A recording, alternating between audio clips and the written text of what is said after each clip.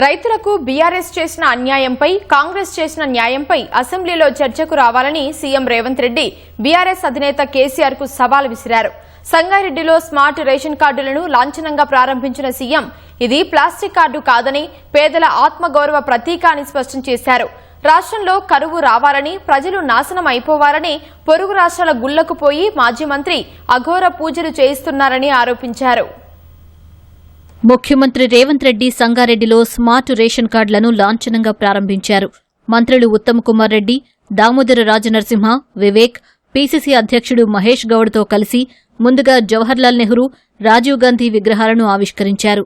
అనంతరం అంబేద్కర్ స్టేడియంలో నిర్వహించిన బహిరంగ సభకు హాజరయ్యారు.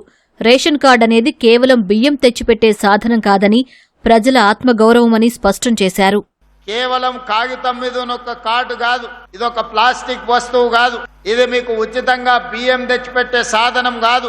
మీ ఆకలి తీర్చే ఆత్మ గౌరవం. ఎవరి ముందు మీరు చెయ్యి జాసి నిలబడాల్సిన అవసరం లేదు. ఈ రాష్ట్ర ప్రభుత్వం ఇందిరమ్మ రాజ్యంలో ఏ పేదవాడు కూడా ఆకలితో పస్తులు ఉండకూడదు అని సంకల్పంతో ఆనాటి నుంచి ఈనాటి వరకు మొట్టమొదటి భారతదేశంలో పేదలకు నిత్యావసర వస్తువులను పంచడానికి రేషన్ షాపులను కనిపెట్టిందే కాంగ్రెస్ పార్టీ. నేను అడగదలుచుకుని ఈ వేదిక మీద నుంచి బీజేపీ బీఆర్ఎస్ వేరు కాదు, నాణానికి బొమ్మ బొరుసు లాంటి వాళ్ళే. 10 ఏళ్లు మీరు 12.5 సంవత్సరాలు మోడీ గారు ఉన్నారు. ఏ రాష్ట్రంలో అయినా ఎన్నడైనా పేదవాడికి సన్న బియ్యం ఇయ్యాలని, సంటి పిల్లలకు బుక్కెడు పువ్వ పెట్టాలని కలలోనైనా మీరు ఆలోచన చేసిండ్రా? 3,48,00,000 ప్రజలకు ప్రతి నెల 2,16,000 క్వింటాల సన్న బియ్యాన్ని మీ ఇంటి దగ్గరికి ఈ రోజు తెచ్చిస్తున్న మాట వాస్తవం కాదా? రైతు సంక్షేమంపై కేసీఆర్తో అసెంబ్లీ చర్చకు సిద్దమని సీఎం సవాల్ విసిరారు. బీజేపీ బీఆర్ఎస్ నాణ్యానికి ఉన్న బొమ్మ బొరుసు అని, ఆ పార్టీలకు ఏనాడైనా పేదలకు సన్నబియ్యం ఇవ్వాలనే ఆలోచన వచ్చిందా అని ప్రశ్నించారు. ధాన్యం కొనుగోళ్ల ద్వారా 90,000 కోట్ల నగదు బదిలీ చేశామని, దీంతో గ్రామీణ ఆర్థిక వ్యవస్థ బలోపేతమైందని సీఎం తెలిపారు. ఆనాటి ముఖ్యమంత్రి ఒరేసుకుంటే ఉరేసుకున్నట్టే అని ఆనాడు చెప్పిండు. ఆయన మాత్రం పక్కనే ఉన్న మెదక్ జిల్లాలో ఫామ్ హౌస్ లో 100 ఎకరాలలో ఒరేసుకొని 4,200 రూపాయల క్వింటాల్కు కావలసిన కంపెనీలకు అమ్ముకున్నాడు. ఈనాడు మీరు పండించిన వరి ధాన్యాన్ని కొనుగోలు చేయడమే కాదు, 500 రూపాయల బోనస్ ఇచ్చి చివరి గింజ వరకు మీ పంటలను కొన్న చరిత్ర ఈనాటి ప్రభుత్వంలో మీ కళ్ళతోనే చూస్తున్నారు కదా. నేను సవాల్ విసురుతున్న చంద్రశేఖరరావు గారికి, నీ జిల్లా గడ్డ మీద నుంచి రా, శాసనసభలో చర్చిద్దాం. రైతుల కోసం మేము చేసిన మేలు ఏందో, మీరు చేసిన అన్యాయం ఏందో ఈ రోజు మాట్లాడదామని నేను అంటున్నా.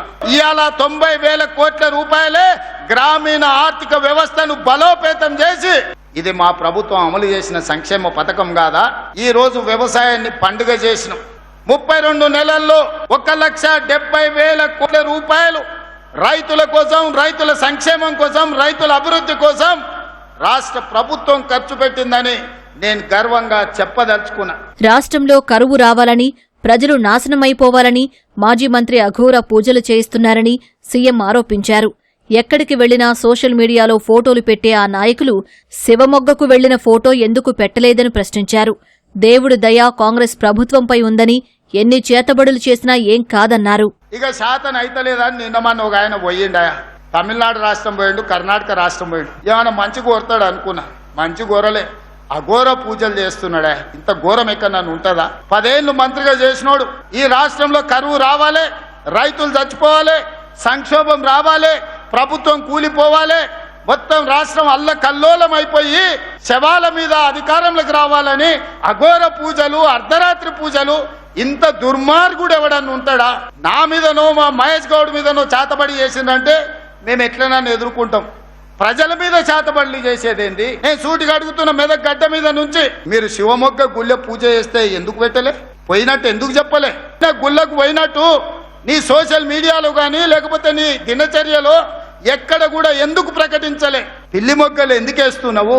ప్రస్తుతం 1,06,28,092 ఆహార భద్రతా కార్డుల ద్వారా 3.43 కోట్ల మంది లబ్ధిదారులు ఆహార భద్రత పరిధిలో ఉన్నారు.